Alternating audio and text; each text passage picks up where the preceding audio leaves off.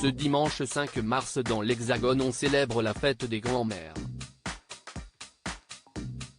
Si Laurence Boccolini a perdu la sienne il y a bien longtemps, elle a tout de même souhaité rendre un bel hommage à celle qui aujourd'hui encore guide ses pas.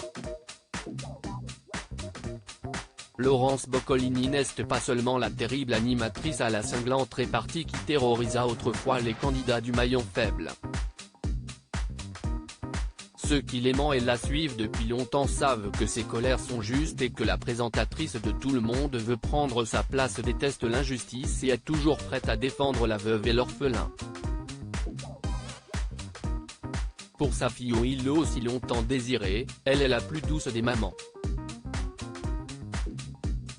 Et lorsqu'elle entr'ouvre les portes de son histoire familiale, s'y est toujours avec tendresse et une grosse pincée d'humour, comme le jour où elle avait évoqué l'expérience américaine de ses arrière-grands-parents et de son grand-père, exilé dans l'État américain du Minnesota. Un American Dream un peu trop radical pour son aïeul italien dont les moustaches gelaient sous l'effet des températures peu clémentes et qui décida finalement, après 5 ans là-bas, de revenir en Europe. Je suis donc passé à ça de vivre à Walnut Grove et de tomber en courant dans les champs de marguerites, avait-elle raconté avec humour. Ma manière à moi de la garder en vie. Mais en ce 5 mars, l'Hexagone célèbre ses grands-mères. Une fête qui a rendu Laurence Boccolini d'humeur mélancolique.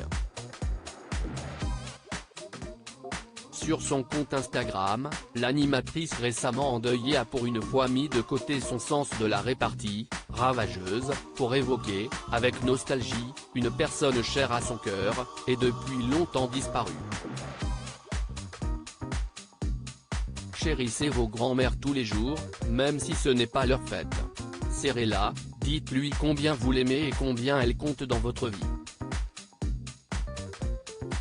A commencé la maman de Willow. J'ai peu de souvenirs matériels de la mienne et je traîne avec moi cette photo bien abîmée partout. Mais elle remplit toute ma vie depuis son départ.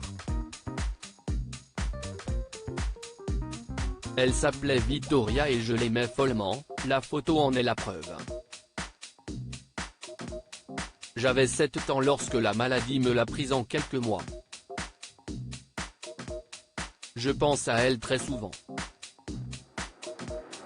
Je fais ses recettes de cuisine, ses points de tricot, ses trucs pour soigner les gros rhumes, ma manière à moi de la garder en vie. À toutes les grand-mères aujourd'hui, amour, a-t-elle conclu en légende de l'adorable cliché qu'il a saisi, petite fille, sur le point de donner un tendre bisou à son aïeul. Une publication qui n'a pas manqué d'émouvoir de très nombreux internautes qui n'ont pas manqué d'évoquer, eux aussi, leurs tendres souvenirs.